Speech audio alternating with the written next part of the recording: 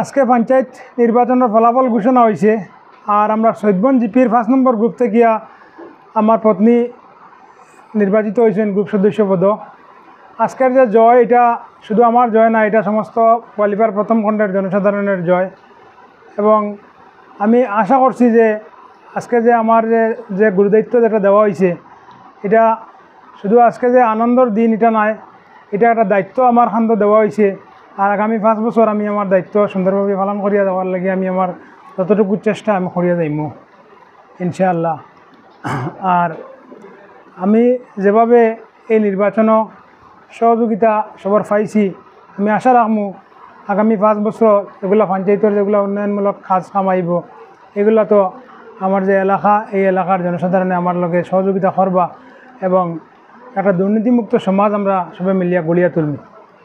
কারণ পঞ্চায়েতও অনেক সময় ধারণা থাকে মানুষের যে পঞ্চায়েতের কাম কাজও বিভিন্ন রকম দুর্নীতি হয়, কিন্তু আমরা একটা নজির সৃষ্টি করবো যে দুর্নীতি ছাড়াও পঞ্চায়েতের কাম কাজ করা সম্ভব। আর এটাতে আমি আমার এলাকার সব জনগণের সহযোগিতা কামনা করি। আপনারা কিটা চাই মানে এরকম নেতা নির্বাচন করিয়া দুর্নীতি করতে চাইনি না? আমরা আমরা রাস্তার দুর্গা জানাই অনলাইন লাগি মানে 1 নম্বর আর অনলাইন আমরা কমপ্লিট হইতো গত 5 বছর তাই এপি সদস্য আসলা, আমরা নির্বাচিত করছি তানে এপি সদস্য হিসাবে। 5 বছর তাই বড় বালা কাজ করিয়াও গেছেন।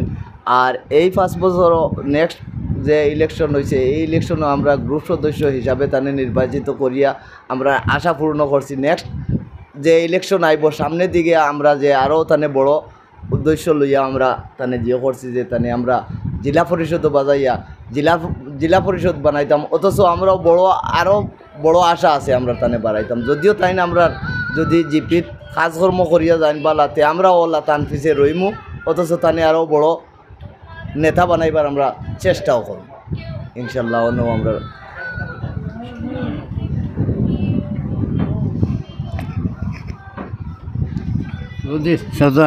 সাধারণ আমি আপনার নির্বাচিত হয়েছেন আব্দুল মালিক লস্কর সাহেবকে।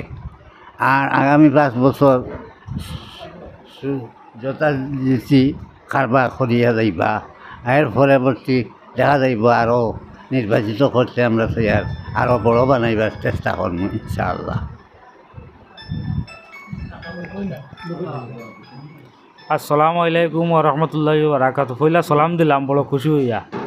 আমরা দেখুন গত 2018 ইংরেজি সালে তানে এপি মেম্বারও আমরা সবে মিলিয়া বলিভার জিপি থেকে নির্বাচিত করিয়া এপি মেম্বার বানাই দিয়েছিলাম।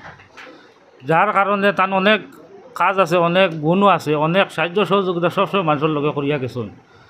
যার কারণে ডিলিমিটেশনে আমরা মানে গ্রুপ কাটাকাটি হইয়া অন্য জিপিত মানে ট্রান্সফার হয়েছে। যার কারণে জেলা পরিষদ খেলাইতে আসলো।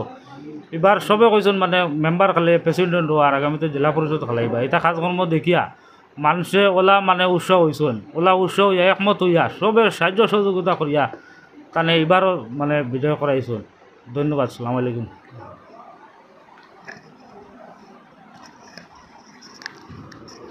আজকে যে আমার যে একটা আজকে খালি খুশির দিন না, আমার কাছে খান্দ একটা দায়িত্ব তুলিয়া দেওয়া হয়েছে।